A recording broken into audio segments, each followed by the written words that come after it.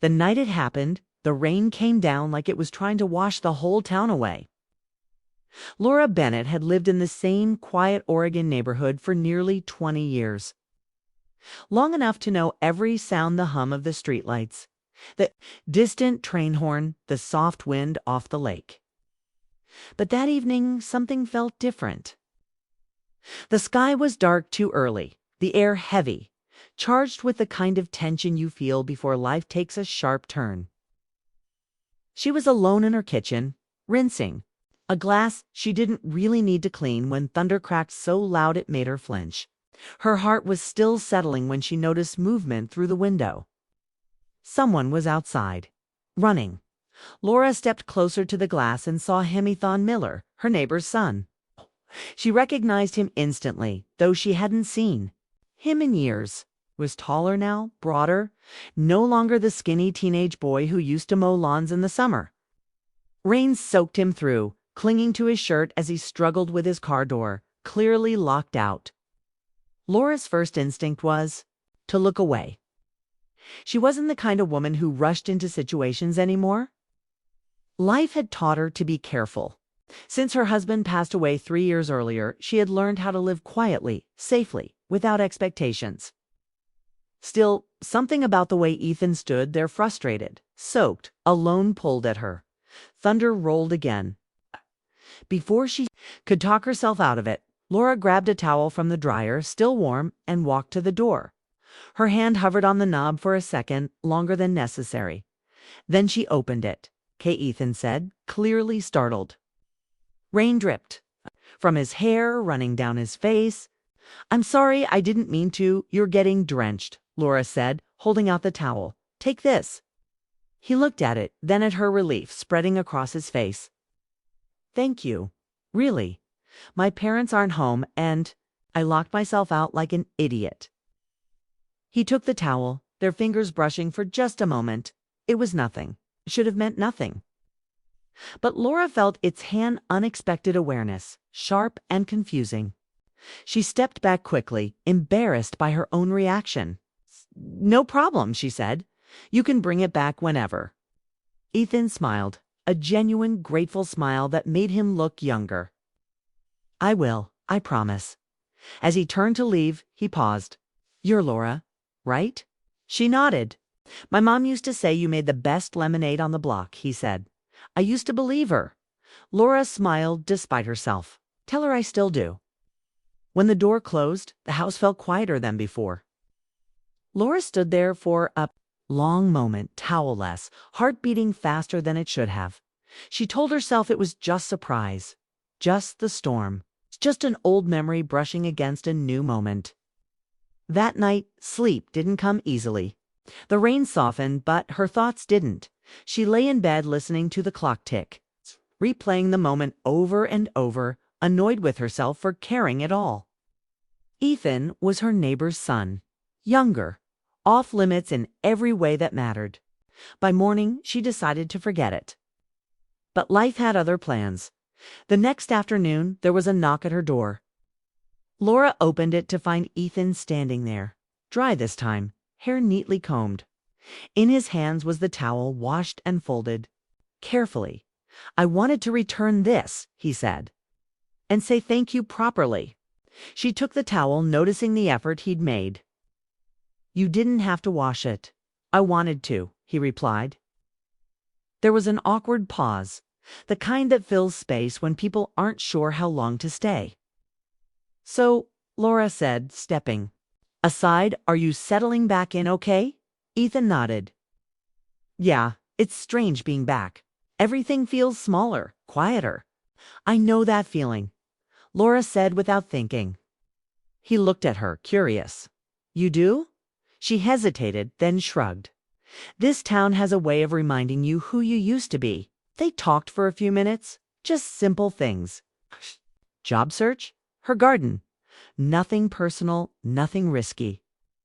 Still, when he finally left, Laura noticed how the house felt warmer than before. Over the next few days, they kept running into each other. At the mailbox, at the corner store, on evening walks around the lake. Each time the conversations grew a little longer, a little deeper. Ethan was easy to talk, too thoughtful, open, respectful. He asked questions and actually listened to the answers. Laura found herself looking forward to those moments more than she wanted to admit. One evening, they ended up walking together as the sun dipped low, painting the water gold. The air smelled like pine and rain-soaked earth. "Do you still walk here every night?" Ethan asked. "Most nights," Laura said. "It helps me think." He nodded. "I've been doing that too, trying to figure out what's next." She glanced at him. "Do you know yet?" "Not really," he admitted. Coming back home feels like pressing pause on life. Everyone expects you to pick up where you left off, but you're not the same person. Laura felt those words settle deep inside her. They reached a bench near the lake and sat down, leaving space between them. The silence wasn't uncomfortable.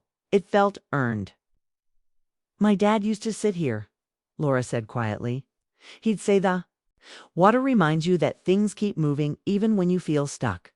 Ethan smiled softly. "That sounds like good advice." "It is," she said, "even if it takes time to understand." As the sky darkened, Laura realized how long they'd been sitting there. She stood first. "I should head back." "Me too," Ethan said. They walked back toward their houses, steps in sync without trying. At her door, Laura stopped. "Well," she said, unsure how to end the moment. "Thanks for talking with me," Ethan said. "I didn't know how much I needed that." She nodded. "Anytime." That night, Laura noticed something she hadn't felt in years: anticipation. But along with it came guilt. She reminded herself of the facts. She was older, he was young. This was dangerous territory, even emotionally. She promised herself she'd create distance. Then, 2 days later, Ethan knocked again. "I'm sorry to bother you," he said. "My mom said you might know a good repair guy." Laura laughed softly. She's right. They talked on the porch this time. Conversation drifted, as it always did. At some point, Ethan grew quiet. "Can I ask you something?" he said. She nodded. "How did you move forward?" he asked, after loss. Laura's breath caught, but she didn't turn away. "You don't move on," she said. "You move with it. Some days are heavier than others." Ethan absorbed that. "You make it sound possible." "It is," she said. "Just not fast." When he left, Laura stood on the porch long after he was gone, aware that something fragile and powerful was growing between them. She didn't know what it meant yet. She only knew one thing. What started with a borrowed towel had opened a door she wasn't sure she could close again. The morning Laura realized she was in trouble. The lake was perfectly still, not a ripple, not a sound. The kind of calm that feels almost unreal. She stood on her porch with a cup of coffee she forgot to drink, watching the sun climb over the trees. Her thoughts kept circling back to Ethan, no matter how hard she tried to push them away. That was when she knew this wasn't just friendly conversation anymore. She needed distance. But distance became harder as days passed. Ethan was everywhere. Not because he tried to be, but because life kept pulling them into the same spaces. He helped his father repair the fence right where Laura's garden ended. He jogged past her house in the evenings. Kay waved, always respectful, always careful, never crossing a line. That made it worse. One afternoon, Laura was trimming her roses when Ethan stopped by. "Those look great," he said. "My mom says you have the best garden on the street." Laura smiled. "Your mom exaggerates." He laughed. "She does. But not about you." The words stayed with her long after. He left later that night. Laura sat alone in her living room, lights low, thinking about her late husband. About how long it had been since someone looked at her like she still mattered. The feeling scared her. She didn't want to compare past love with something new. She didn't want to open herself to pain again. The next time they talked, Laura tried to keep it short. But Ethan noticed. "Did I do something wrong?" he asked quietly as they walked near the lake. "No," she said quickly. "Of course not." He stopped walking. "Feels like you're pulling away." Laura looked at the water, then at him. Some things need space. Ethan didn't argue. He nodded. I understand. But his eyes said he felt more than he was willing to say. A week passed with only polite waves. Laura told herself she was doing the right thing. Still, her house felt emptier than before. Silence pressed in at night, heavier than grief ever had. Then came the storm. Not rain this time, but news. Ethan knocked on her door one evening, his face tense. I got an offer, he said. A job in Boston. Laura's heart sank before she could stop it. That's great. I think so, he said. It's what I came back here for. They stood on the porch as the sun dipped low, the sky painted in shades of orange and blue. I leave in 2 weeks, he added. The words hung between them. For the first time, Laura didn't push the feeling away. She let it sit, let it hurt. I'm happy for you, she said honestly. Ethan hesitated. I didn't want to leave without saying something. Laura's pulse quickened. Saying what? That meeting you, he said, changed this place for me.